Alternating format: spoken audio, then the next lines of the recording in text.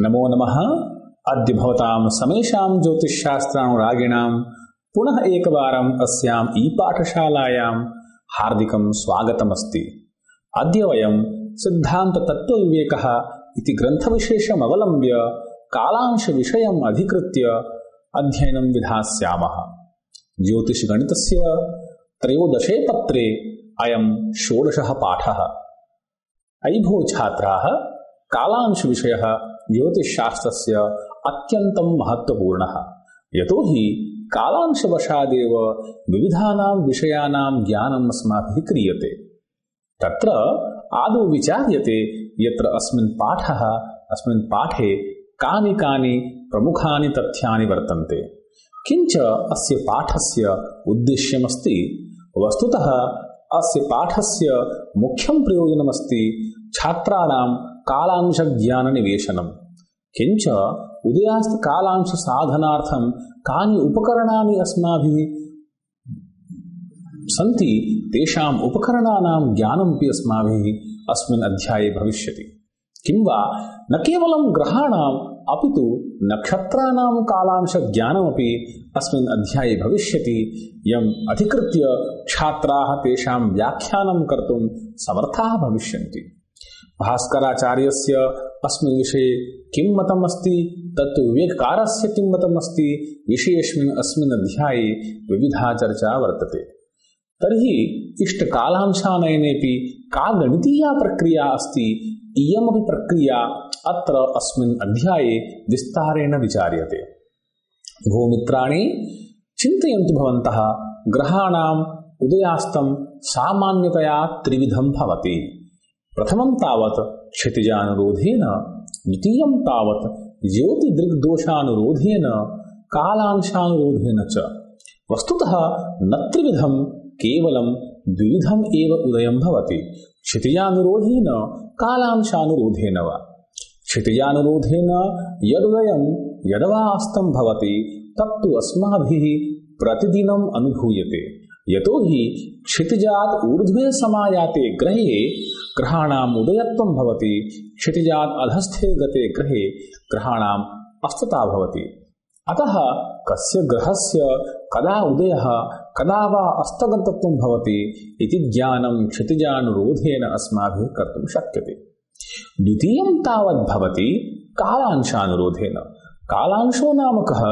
सूर्यात् यावन्मितैः अंशैः आक्रान्ते सति ग्रहस्य दर्शनं न भवति, स कालांशः भवति। वस्तुतः सूर्यः अस्माकं गोलपिण्डः, तेजपिण्डः। यतो हि कमलाकरेण सिद्धान्तत्विके उक्तं तेजसां गोलकः सूर्यः, ग्रहाण्यम्बर्क्षु गोलकाः। एवं केवलं सूर्यग्रहे एव तादृशं तेजः वर्तते, येन माध्यमेन सर्वे ग्रहाः प्रकाशिताः भवन्ति। अतः भट्टकमलाकरादि प्राचीनज्योतिर्विद्भिः सूर्य एव तेजसां गोलकः कथितः।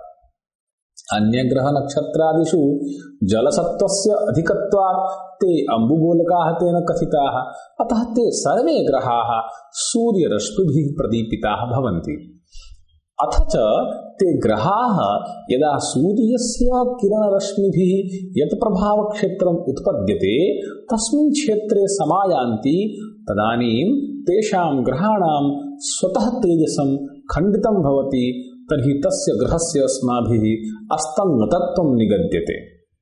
वस्तुतः अस्तत्वं द्विविधं भवति। तर्हि क्षितिजानुरोधेन उदयास्तत्वविचारः क्रियते, तर्हि सर्वेषां ग्रहाणां दैनन्दिनमुदयास्तत्वं भवति, क्षितिजानुरोधेन भवति। विभिन्नेषु प्रदेशेषु तद्देशीयपलांशवशात् क्षितिजवैभिन्यात् उदयस्तत्वं तेषां भवति। अतः विभिन्ने काले ग्रहाणाम् उदयत्वं ग्रहाणाम् अस्तत्वं च समायाति। पूर्वक्षितिजे समागते ग्रहे तस्य ग्रहस्य उदयः, पश्चिमक्षितिजे समागते ग्रहे तस्य अस्तङ्गतत्वं जायते। अतः क्षितिजोर्ध्वगते ग्रहे तस्य उदयत्वं उत वा दृश्यत्वं भवति, किं वा क्षितिजात् अधस्थे ग्रहे तस्य अस्तत्वं भवति। अतः इदं तावत् यादृशं विधानमस्ति तत्तु क्षितिजानुरोधेन भवति। द्वितीयमस्ति ज्योतिर्दृग्दोषानुरोधेन उदयास्तत्वम्। भगोले स्थितानि सर्वाण्यपि ग्रहनक्षत्राणि सर्वदैव संलग्नसूर्यकिरणानां प्रभावेन सदैव उज्ज्वलानि भवन्ति, परन्तु दिने सूर्यकिरणानां तावत् अधिकमात्राबलत्वात् तेषां दर्शनं न भवति। अत्र अस्माकं दृष्टिदोषः वर्तते। अयमेव दोषः ज्योतिर्दृग्दोषः उच्यते। अतः तानि ग्रहपिण्डानि दृग्गोचराणि न भवन्ति। अतः रात्रौ ज्योतिर्दृग्दोषाभावात् तानि सर्वाण्यपि ग्रहनक्षत्राणि सुस्पष्टरूपेण अस्माभिः अवलोकयितुं शक्यन्ते। यदि कदाचित् सर्वसूर्यग्रहणावसरे अन्धकारः स्यात् तदा दृग्दोषस्य अभावात् दिनेपि स्थूलबिम्बात्मकग्रहनक्षत्रादीनाम् अस्माकं कृते दर्शनं सरलं भवति। अन्यथा रविकिरणानां चाकचिक्यवशात् दिने तेषां क्षितिजोर्ध्वगतत्वे सति ग्रहनक्षत्राणां बिम्बानां दर्शनं न भवितुमर्हति। अयं हि ज्योतिर्दृग्दोषः क्षितिजस्थस्य सूर्यबिम्बस्य प्रातःकाले सायंकाले च अल्पतरः भवति। अत्र कारणं किं भवति? सूर्यस्य किरणानां प्रखरं प्रातःकाले सायंकाले च न्यूनतया भवति। अतः खमध्यस्थस्य मध्याह्नकाले च तेषां दर्शनम् अस्माकं कृते दुर्लभं भवति। सायंकाले दृग्दोषस्य अत्यल्पत्वादपि प्रथमं केवलं स्थूलबिम्बात्मकचन्द्रशुक्रादयः दृश्यन्ते। तपश्चात् सूर्यस्य अस्तानन्तरं शनैः शनैः सर्वाण्यपि ग्रहनक्षत्रबिम्बानि अस्माकं क्षितिजे अस्माभिः अवलोक्यन्ते। अनेनैव प्रकारेण यदा सूर्यचन्द्रौ परस्परं दूरान्तरितो भवतः तदा प्रातःकाले दृग्दोषस्य अत्यल्पे सति भूपृष्ठस्थः कश्चन द्रष्टा चन्द्रबिम्बं तावत् धूसरवर्णं कञ्चित् कषायम् अस्माभिः द्रष्टुं शक्यते। परन्तु मध्याह्नकाले पुनः तस्य सूर्यस्य प्रभावत्वेन ज्योतिर्दृग्दोषस्य अधिकत्वात् तादृशमपि चन्द्रबिम्बं भूपृष्ठस्थैः जनैः द्रष्टुं न शक्यते। अतो भट्टकमलाकरेण ज्योतिर्दृग्दोषः सिद्धान्ततत्त्वविवेके विशेषतया ग्रहाणां नक्षत्राणां च उदयास्तप्रकरणे प्रतिपादितः। अयं तावत् द्वितीयः विधिः वर्तते। तृतीयः वर्तते यत्तु अस्य अध्यायस्य केन्द्रभूतः विषयः कालांशानुरोधेन उदयास्तत्त्वम्। अयि भो छात्राः, ग्रहाणाम् इयं या तृतीया रीतिः वर्तते तत्र ग्रहाणाम् उदयास्तज्ञानं कालांशमाध्यमेन भवति। तत्र सूर्यसामीप्यवशात् यैः अंशैः ग्रहबिम्बानि अस्तङ्गतानि यद्वा सूर्यसान्निध्यवशात् अस्तङ्गतानि तानि बिम्बानि गत्यन्तरस्य वृद्ध्या येन कालेन पुनः उदगच्छन्ति तत्कालसम्बन्धिनो अंशाः कालांशाः भवन्ति। अर्थात् सूर्यस्य यावन्मितैः अंशैः तेषां दर्शनं भवति अथवा न भवति ते कालांशाः उच्यन्ते। सूर्यसान्निध्यवशात् कालांशाल्पान्तरे ग्रहबिम्बानां यल्लुप्तत्वं तद् अस्ति अस्तत्वं, कालांशाधिकान्तरे च बिम्बस्य यत् दर्शनं भवति तद्भवति उदयत्वम्। सूर्यसिद्धान्ते विषयेऽस्मिन् भगवतः सूर्येण स्वयमेव प्रतिपादितं यद् दिवाकरकराक्रान्त मूर्तीनाम् अल्पतेजसां यद्दर्शनं तदेव भवति अस्माकं कालांशः। तत्रैव उदयास्ताधिकारे अयं प्रथमः श्लोकः। वस्तुतः सर्वेषां ग्रहबिम्बानां प्रमाणं सूर्यात् तेषाम् अन्तरं स्वस्वकक्षायां स्थितानां तेषां भूकेन्द्रात् अन्तरं च भिन्नं भिन्नं भवति। अत एव सर्वेषां ग्रहाणां कालांशाः अपि भिन्नाः भिन्नाः भवन्ति। अतः प्राचीनज्योतिर्विधिभिः प्रत्येकेन ग्रहेण सह निरन्तरं तस्य वेधं विधाय सूर्यस्य सान्निध्यवशात् यदा यदा तस्य अदर्शनं दृष्टं पुनः यथा यथा तस्य दर्शनं कृतं तत्कालस्य अर्धं विधाय तद्गत्यानुपातेन कालांशाः प्रसारिताः। सिद्धान्तशिरोमणौ सर्वेषां ग्रहाणां पृथक् पृथक् कालांशः निर्धारितः। तत्र चन्द्रस्य कृते 12 अंशाः, भौमस्य कृते 17 अंशाः, बुधस्य कृते 14 अंशाः, गुरोः कृते 11 अंशाः, शुक्रस्य कृते 10 अंशाः, शनेः कृते 15 अंशाः, वक्रिणोः बुधशुक्रयोः कृते 2 न्यूनाः कालांशाः आचार्य भास्करेण स्वकृतौ सिद्धांत शिरोमणौ गणिताध्याये प्रतिपादिताः। एवमेव सूर्य सिद्धान्तेऽपि आचार्येण भगवता सूर्येण अयमेव तावत् विधिः प्रतिपादितः। सिद्धांत तत्त्वविवेके अपि आचार्य कमलाकरेण कालांशरीतिः प्रतिपादिता।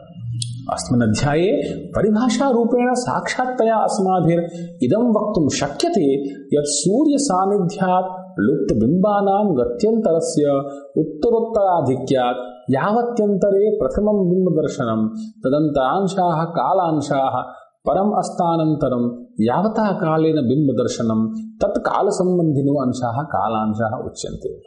ग्रहः तु जानन्ति भवन्तः, गतिविशेषान् गृह्णाति असौ ग्रहः भवति। बिम्बं किं भवति? यतोहि अस्तङ्गतत्वं ग्रहाणां बिम्बानां भवति। अतः दृष्टिस्थानात् बिम्बगोलपरितो याः स्पर्शरेखाः स्युः ता एव दृक्किरणाः भवन्ति। तत्रैव खगोले च यत्र यत्र ते लग्नाः तदन्तर्गतगोलीय कलात्मकः प्रदेशः भवति। तस्यैव मानं योजनात्मकं यदि विधीयते तद् योजनात्मकं बिम्बं भवति। सिद्धांत तत्त्वविवेके विषयेऽस्मिन् प्रतिपादितं कमलाकरेण भट्टेन बिम्बीय गोलस्य च पृष्ठभागं स्पृष्ट्वा च ये दृक्किरणाः खगोले लग्नास्तदन्तर्गतगोललिप्ताः एवं ता एव तद्योजनबिम्बजाताः। अस्मिन् श्लोके साक्षात्तया तेन उक्तं यत् बिम्बगोलस्य यावन्मितः भागः वर्तते। यथा पश्यन्तु भवन्तः, अस्मिन् क्षेत्रे अबिन्दौ कश्चन द्रष्टा वर्तते। के इति केन्द्रभूतं रविबिम्बम् अस्ति, तदग्रं म केन्द्रभूतं चन्द्रबिम्बम् अस्ति। अतः अस्थाने स्थितस्य द्रष्टुः कदाचित् दृष्टिसूत्रं सूर्यस्य कृते रबिन्दौ पतति, परन्तु चन्द्रस्य बिम्बस्य पृष्ठभागे सूर्यस्य किरणाः लगन्ति। अतः पृष्ठभागे कश्चन द्रष्टा नास्ति। अतः सम्मुखे भागे केवलं चापतुल्यं चन्द्रस्य दर्शनम् अस्थानस्य द्रष्ट्रा कर्तुं शक्यते। अतः कस्यापि ग्रहस्य दर्शनम् अदर्शनं वा सूर्यदृष्टिसापेक्षेण एव भवति। अस्मिन् क्षेत्रे यथा सूर्यबिम्बम् अस्ति, तदनन्तरं ग्रहबिम्बम् अस्ति, तदनन्तरं शरः वर्तते। जानन्ति भवन्तः, क्रान्तिवृत्तात् विमण्डलावधि शरः भवति। वस्तुतः सर्वे ग्रहाः क्रांतिवृत्तात् किंचित उत्तरितो किंचित दक्षिणतरतो वा भ्रमन्ति। अतः क्रांतिवृत्तात् विमण्डलस्य यावन्मितम् अन्तरं ध्रुवकोटे भवति तदेव अन्तरं शर उच्यते। यथा अस्मिन् क्षेत्रे प्रदर्श्यते, एकं विमण्डलमस्ति, एकं क्रांतिवृत्तमस्ति। क्रांतिवृत्तस्य निर्माणं कदम्बस्थानात् 90 भवति, विमण्डलस्य निर्माणं विकदम्बस्थानात् 90 भवति। प्रत्येषां ग्रहाणां प्रत्येकां विमण्डलानि भिन्नानि भिन्नानि सन्ति। कदम्बप्रोतगत क्रांतिवृत्तग्रहविमण्डलयोः अन्तरं शरः भवति। अतः एते अवयवाः अत्र सन्ति। ग्रहोदयः ग्रहास्तश्च। तदनन्तरं प्रवाहवायुवेगवशात् पश्चिमाभिमुखं व्रजन् ग्रहः यदा क्षितिजात् उपरि आगच्छति तदा तस्य ग्रहस्य उदयः भवति। यदा खलु प्रवाहवायुप्रेरणया अयं ग्रहः क्षितिजात् अधो गच्छति तदा तस्य ग्रहस्य अस्तः भवति इति अस्माभिः कथ्यते।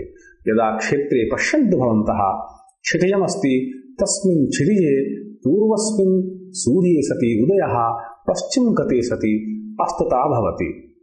ननु यदि विचारयामः तर्हि क्रमेण इयं स्थितिः समायाति यत् चन्द्रः पूर्वतः गच्छति, तदनन्तरं सूर्यमतिक्रम्य चन्द्रः पश्चिमदिशि तस्य उदयः भवति। अत्र विचारणीयः विषयः, सूर्यात् 12 अंशैः पूर्वैः 12 अंशैः पश्चाच्च चन्द्रस्य दर्शनं भवति।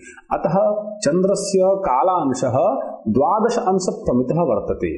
अर्थात् यदा सूर्यः चन्द्रात् 12 अंतरे भवति, किंवा चन्द्रः सूर्यात् 12 अंशप्रमितान्तरे भवति, तदानीं चन्द्रस्य दर्शनं न भवति। किंवा यदा चन्द्रः 12 अंशम् अतिक्रम्य बहिर्गच्छति तदानीं तस्य दर्शनं भवति। एतत् एव कालांशस्य सिद्धान्तः अयमेव वर्तते।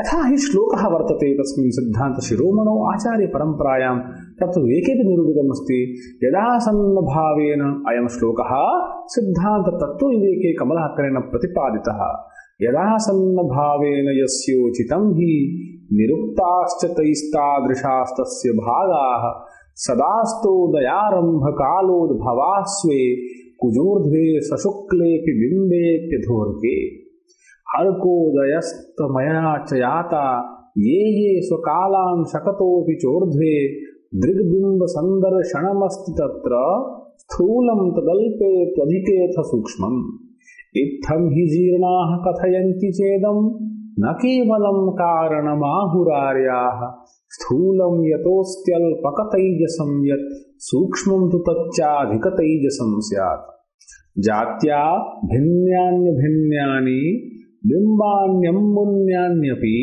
तथोर्ध्वाधरसंस्थानि दूरासन्नानि चकितः अयं सिद्धान्तः तत्र स्थूल सूक्ष्मान्यपि इति भेदात् दृग्योग्यमस्ति यत् भिन्नास्तत्समयास्तेषां ज्ञानं नास्मादृशामिह अतीन्द्रियैः किल कालभागास्ते लक्षिता योगवशाद् भिन्नाः तत्कल्पनायुक्तिमिः स्वतन्त्रास्त एव जानन्ति हि नो तदन्ये।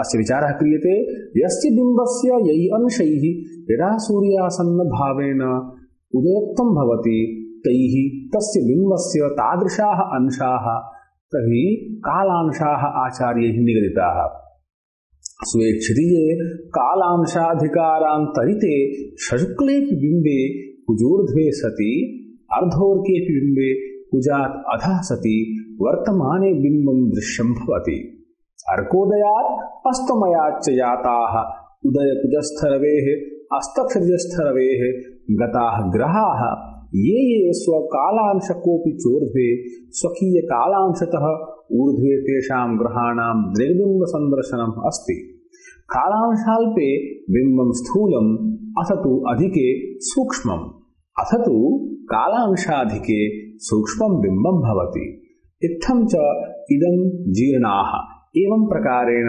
भास्कराचार्याः ये कथयन्ति तदुपरि आक्षेपः आचार्य कमलाकर्णेन कृतः यत् अयं पक्षः समीचीनः नास्ति यतो हि अल्पकतैजसं यत् स्थूलमस्ति यस्मात् कारणात् अल्पतैजसं यत् स्थूलं बिम्बम् अर्थात् अधिकालांश युक्तमस्ति अधिकतैजसं बिम्बमस्ति तत्कृते कालांशः युक्तं भवति जलमयानि बिम्बानि जात्या भिन्नानि भिन्नानि भवन्ति सूर्याचर्था ऊर्ध्वाधर संस्थानि कक्षाभेदात् दूरसन्नानि स्थूल सूक्ष्मानि अपि रवेः आसन्नानि बिम्बानि दूरगतानि भवन्ति यथा च अस्माभिः यद् बिम्बं दृग्योग्यम् अस्ति तदेव बिम्बम् अस्माभिः बिम्बानां समयाः तेषाम् अस्मिन् काले तेषां ग्रहणं भवति तेषां ग्रहणं न भवति इति कालांशवशात् अयं निर्णयः विधीयते यत् कदा कस्य ग्रहस्य दर्शनं भविष्यति कदा वा न भविष्यति अत्र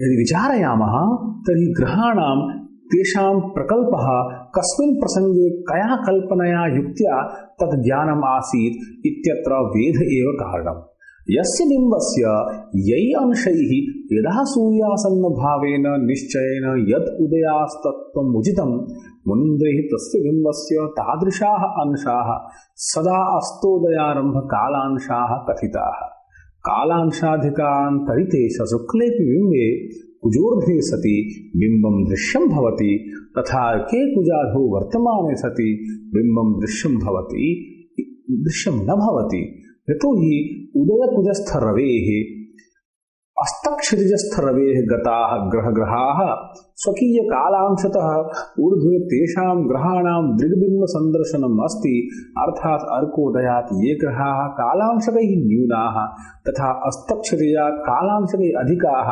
तेषाम् एव ग्रहाणां दृग्बिम्बसन्दर्शनं भवति परन्तु कालांशाल्पे बिम्बं स्थूलं कालांशाधिके बिम्बं सूक्ष्मम् इत्थमिदं जीर्णाः भास्कराचार्याः केवलम् इदं कथयन्ति तत्कारणं न आर्याः आहुः परन्तु कमलाकरोऽयम् अमुम् अभिप्रायम् अनेन खण्डयति यत्तु दिने सूक्ष्ममपि बिम्बं किंचन विशेषोज्ज्वलं तथा च स्थूलमपि किंचन बिम्बं साधारणोज्ज्वलं तेन अधिकोज्ज्वलस्य सप्तमुदय सिद्धेः अल्पकतैजसं बिम्बं स्थूलम् अधिककालांशयुक्तमस्ति। अधिकतैजसं तच्च बिम्बं सूक्ष्मम् अर्थात् अल्पकालांशयुक्तमस्ति।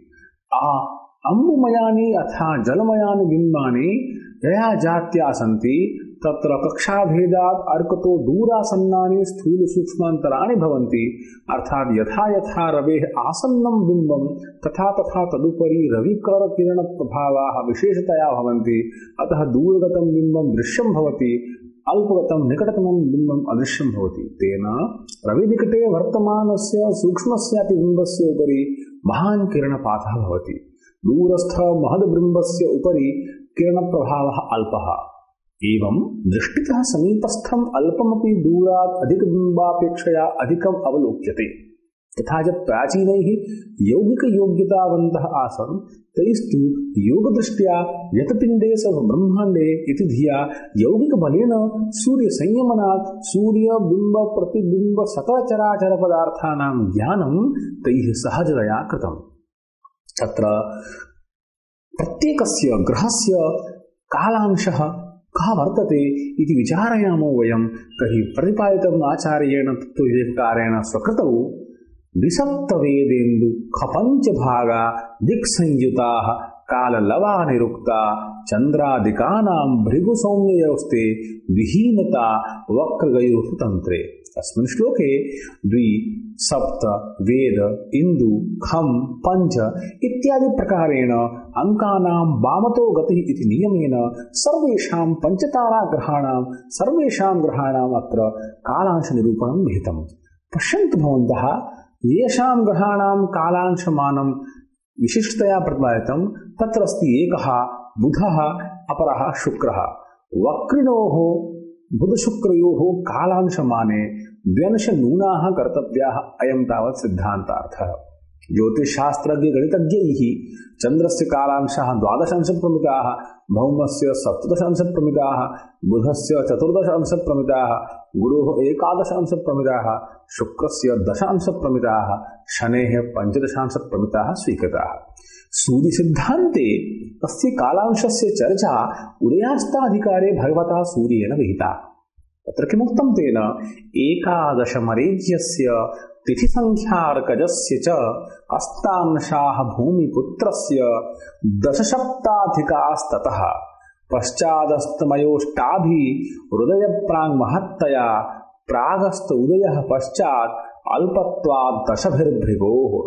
एवं बुधो 12 चतुर्दशभिरंशकैः वक्री शीघ्रगतिश्चार्कात् करोत्यस्ततमोदयौ। विशेषेण सिद्धांत शिरोमणौ आचार्य भास्करेण प्रतिपादितं कस्य ग्रहस्य कियन्विताः कालांशाः तत्र उक्तं तेन दस्रिन्दवः शैलभुवश्च शक्रा रुद्राः खचन्द्राः तिथयः क्रमेण चन्द्रादितः काललवानिरुक्ताः शुक्रयोर्वक्रगयोर्विहीनः। अत्रापि किञ्चित् अन्तरम् अस्माभिर्नावलोक्यते। करणपरम्परायां महान्तः आचार्याः गणेशदैवज्ञाः स्वकीयकृतौ ग्रहलाघवे एवं निगदन्ति।